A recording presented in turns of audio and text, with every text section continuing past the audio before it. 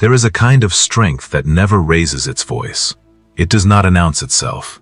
It does not perform urgency to prove it cares. It moves slowly, deliberately, through a world that has convinced almost everyone that speed is the same thing as seriousness. And it is, without exception, the strength that lasts. Tonight we are going to examine why the loudest form of effort is so often the weakest, and why the quietest, most unremarkable discipline in a person's life is usually the one actually holding everything together. If you have ever felt guilty for moving slowly through a task, everyone else seemed to rush, this is for you. If you have ever mistaken your own calm for a lack of commitment, this is for you. If you are the kind of person who does the work without needing anyone to witness it, stay close. This hour was built for exactly that kind of mind. Here is a truth almost nobody is told directly. The people who last longest in any discipline are rarely the ones who started with the most intensity. They are the ones who found a pace they could sustain without needing applause to keep going. Stay close. What we uncover in the next hour will not ask you to work harder. It will ask you to work quieter. And by the end, you will understand why that distinction changes everything.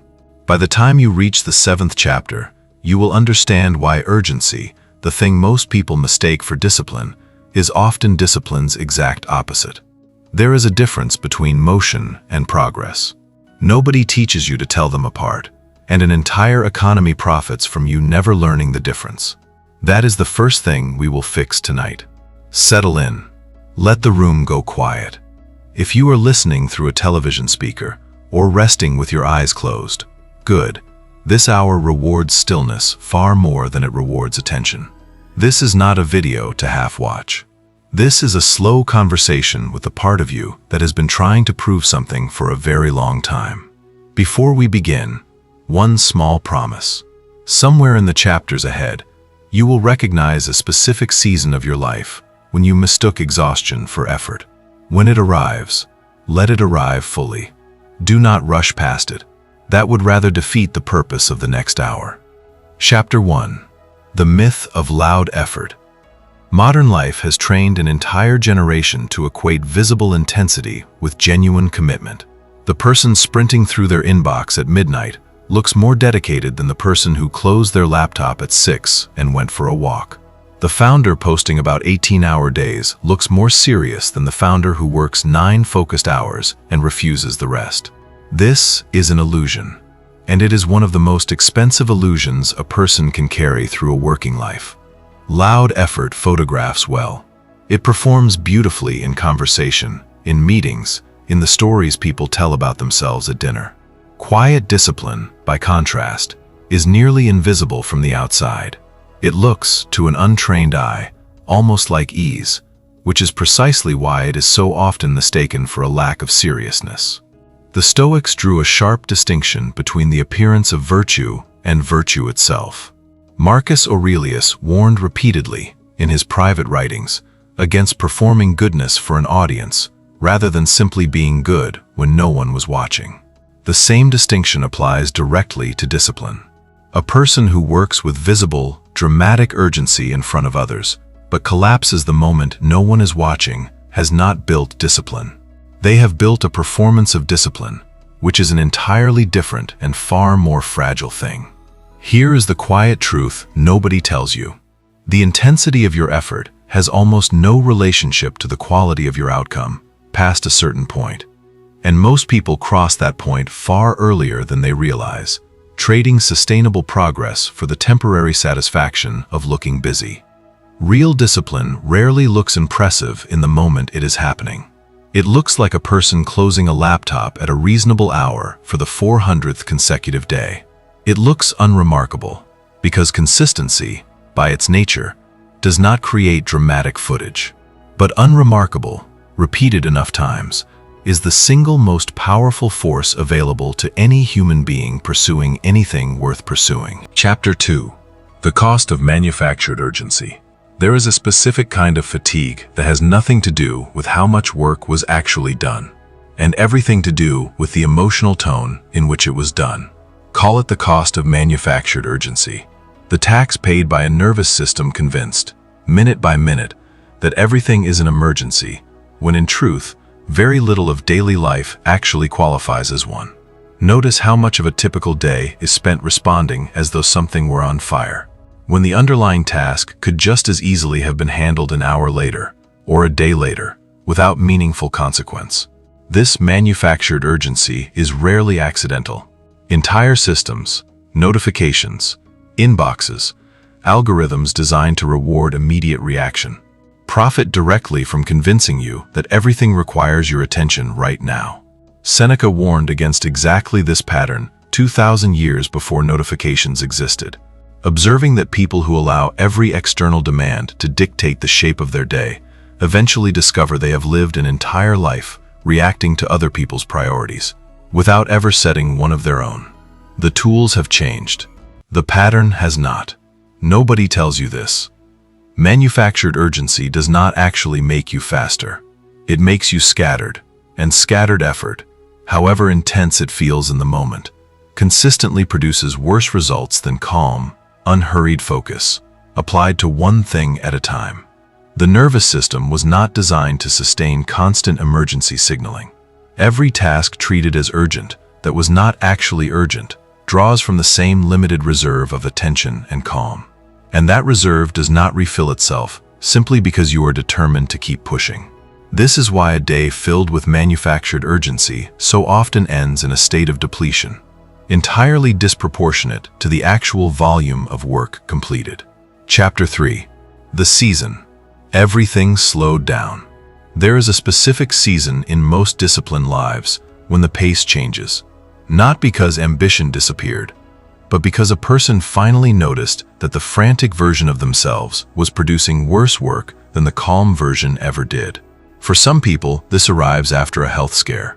For others, it arrives after watching a project built at breakneck speed collapse, while a slower, steadier project from years earlier continued quietly succeeding. This is not a loss of drive. This is the first honest data point a person receives about the actual relationship between speed and quality in their own life. Here is the truth few are willing to say plainly. The frantic years were never actually more productive. They simply felt more productive, because frantic effort generates the sensation of progress, even when the underlying results are mediocre or actively counterproductive. Slowness, done deliberately, often produces more in a quarter than urgency produces in a year. Precisely because it eliminates the wasted motion urgency always carries with it.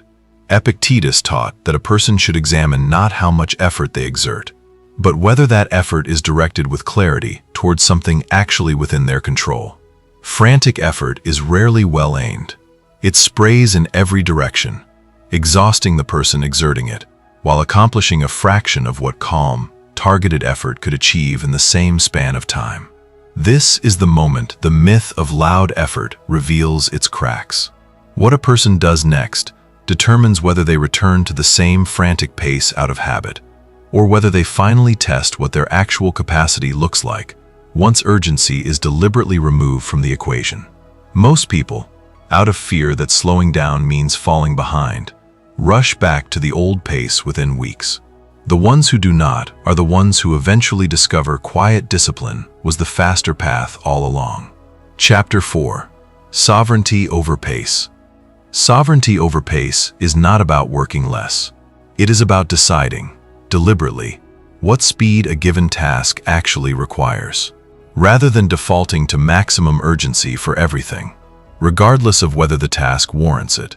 This single distinction separates people who sustain excellent work across decades from people who burn brilliantly for a few years and then disappear from the field entirely. Most people allow external pressure to set their pace for them. A deadline arrives, and the pace accelerates to match it, regardless of whether the actual work benefits from acceleration.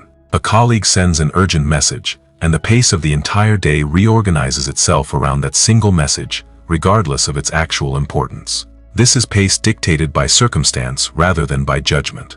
Internal coherence. The alignment between how a task actually needs to be approached and how it is actually approached requires setting pace deliberately rather than reactively. This does not mean ignoring real deadlines. It means distinguishing, honestly, between genuine urgency and manufactured urgency, and refusing to let the second category dictate the tone of an entire life. By the time you reach the middle chapters of this audiobook, you will notice something shifting in how you evaluate your own days, a growing ability to ask, before rushing into anything, whether this particular task actually requires speed, or whether speed is simply the default reaction you have never questioned. There is a specific discipline the Stoics practiced that applies directly here.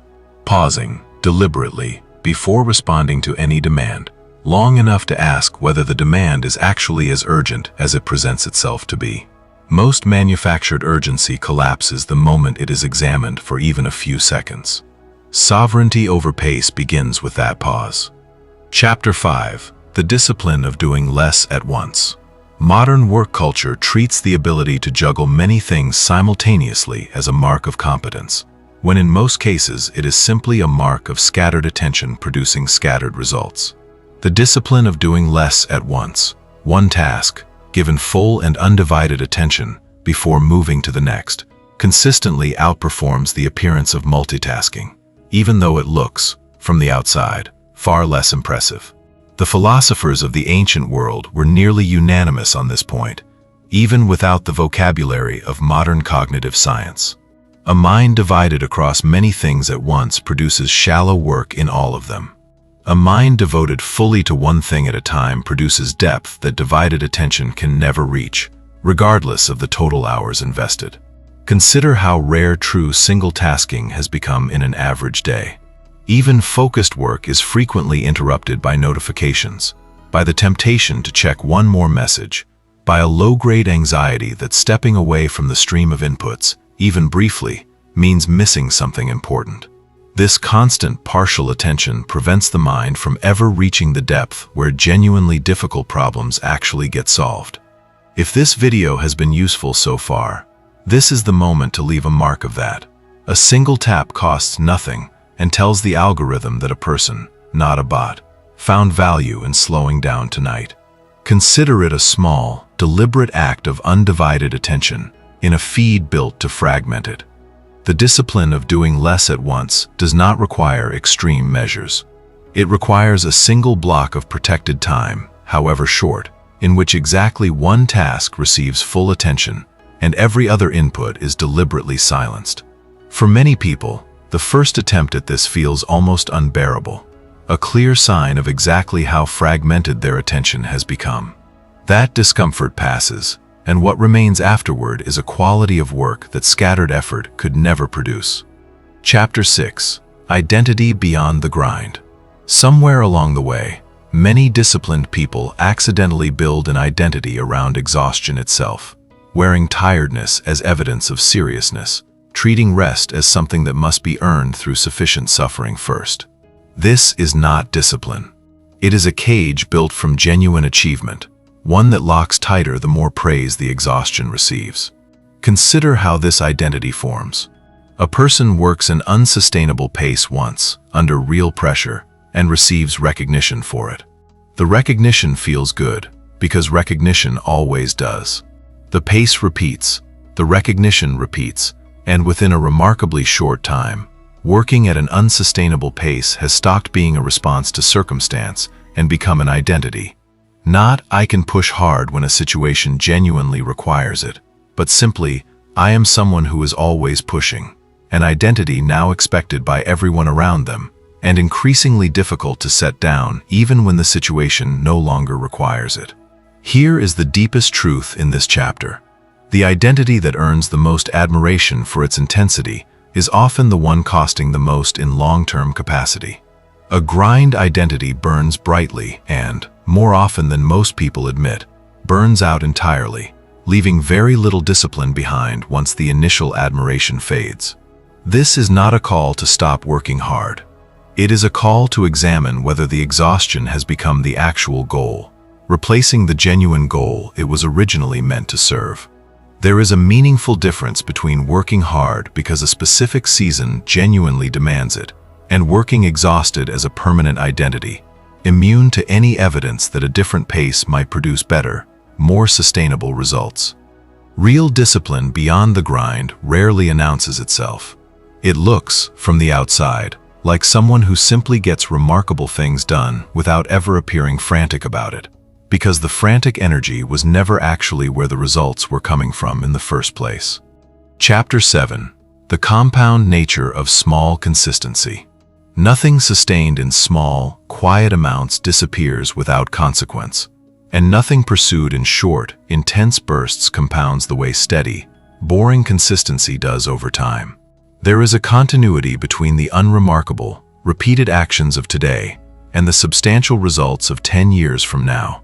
A continuity most people never trace because small, consistent actions rarely feel significant enough in the moment to track. Viktor Frankl, in the darkest circumstances imaginable, observed that meaning accumulated not through singular dramatic acts, but through the steady, quiet choice to maintain dignity in ordinary moments, repeated day after day, when nothing about any single moment felt significant on its own. The same principle applies, in a far gentler context, to any discipline worth building. It is never the singular dramatic effort that produces the result. It is the unremarkable repetition, sustained past the point where most people quit out of boredom. This is the concept the entire audiobook has been circling since the opening chapter, and now we name it directly. The goal was never maximum intensity. It was sustainable consistency, a pace slow enough to maintain for years, applied to something that actually matters, rather than a pace fast enough to impress for a few months before collapsing entirely. Trace the compound nature of small consistency in your own life. The version of you 5 years ago who chose, quietly and without fanfare, to maintain a modest but consistent habit, is now 5 years further into a compounding advantage that the version who chose brief, dramatic bursts of effort never accumulated. The version of you 5 years from now is already being shaped by whether tonight becomes a point where quiet consistency finally replaces the pursuit of impressive intensity. Chapter 8. The comparison processing loop. The mind has a habit of measuring its own pace against the loudest, most visible efforts of others, rather than against what its own work actually requires. Call this the comparison processing loop, a quiet, constant filtering of the environment for evidence that everyone else is moving faster, working harder, sacrificing more, and that your own quieter pace must therefore be inadequate. Here is how the loop operates in daily life. Social feeds, workplace conversations, and cultural narratives consistently highlight the most extreme, most visible examples of effort, because extremity is what generates attention. The comparison processing loop absorbs these examples and quietly concludes that this extremity represents the actual standard, discarding the much larger, invisible population of people succeeding steadily at a sustainable pace that simply never makes for compelling content. This is one of the most exhausting comparisons a disciplined person can make, precisely because it compares an entire, sustainable life against a curated highlight reel of someone else's most intense, often unsustainable moment. Breaking this loop does not require ignoring ambition. It requires one honest question, asked without flinching. Is this pace something I could sustain for the next 10 years without collapse? Or is it simply a pace I am matching because someone else's visible intensity made me afraid my own quieter effort was not enough? Most people never ask because the comparison feels like accurate information rather than a distorted sample. Once asked honestly, the answer is nearly always the same. The pace being compared against was never sustainable for the person performing it either, no matter how it appeared from a distance. Chapter 9. The stillness beneath the work. There's a particular kind of quiet, available only to a person who has stopped needing their effort to look impressive. Not the quiet of laziness, but the stillness beneath the work, where genuine focus finally has room to operate without the noise of self-monitoring and comparison. Aristotle described eudaimonia as a flourishing that emerges from activity performed in accordance with a person's own excellence, not from the intensity of the activity itself. A craftsman working calmly and skillfully is, by Aristotle's measure, engaged in a higher form of activity than a person thrashing frantically at the same task, regardless of which one looks more dramatic to an observer. You are closer to this stillness than you think. Most of the work required was never about adding more urgency. It was about removing the performance of urgency that never actually served the task, freeing up the attention that performance had been quietly consuming all along. Nietzsche pointed toward something similar in his reflections on genuine strength, distinguishing between force that constantly announces itself and the deeper strength that simply proceeds, without needing external confirmation that it is in fact strong. The quietest discipline in a person's life is very often the discipline actually producing the most durable results. The stillness beneath the work is easy to miss at first, because it does not announce itself the way frantic energy does. Many people, encountering it for the first time, mistake it briefly for a loss of drive, simply because they have forgotten what unhurried focus actually feels like. Sit with it, a moment longer than feels natural. It is not a loss of drive, it is drive, finally freed from the noise that was never actually helping it. Chapter 10. The Architecture of a Sustainable Life. What remains once manufactured urgency, comparison, and the grind identity are set down is not a smaller life. It is a sustainable one, finally built at a pace that can actually be maintained across decades rather than months. This is the final shift this audiobook has been building toward. A disciplined life does not need to be loud to be real. It needs to be sustainable, and sustainability is measured in years, not in how impressive any single day happens to look. Consider what this architecture actually looks like in practice. It is rarely a dramatic transformation, visible to outside observers overnight. It is expressed in small, repeated decisions. The task given full attention instead of divided attention, the manufactured urgency questioned rather than obeyed, the comparison noticed and set aside, the pace chosen deliberately rather than inherited from the loudest example nearby. Over years, these small decisions compound into results that frantic effort, however impressive it looked in isolated moments, was never able to sustain long enough to produce.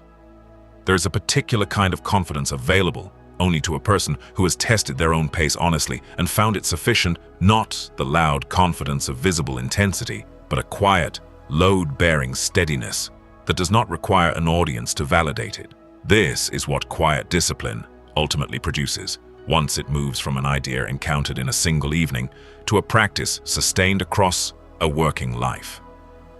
The sovereign conclusion. We began this hour with a kind of strength that never raises its voice. We asked what would happen if you finally stopped mistaking exhaustion for evidence of seriousness. Now you know. What remains is slower, but it is not weaker. It is more precisely sustainable than anything urgency ever produced. Sovereignty over pace in place of manufactured urgency, undivided attention in place of scattered effort, quiet consistency in place of a grind identity that was never built to last. This same principle, that what looks unremarkable in the moment is often what endures, is the thread connecting tonight's chapters to the audiobook, before this one where we examine the inherited weight so many people carry without ever choosing it. Quiet discipline and an unburdened mind are, in the end, the same practice wearing two different names. The willingness to set down what was never actually necessary and to keep only what genuinely deserves your effort. Before you go, one question, and I would genuinely like to know your answer. Of the 10 chapters tonight, which one named a pace you have been running that was never actually sustainable? Comment the chapter number below. Chapter 1 through chapter 10. I read every one.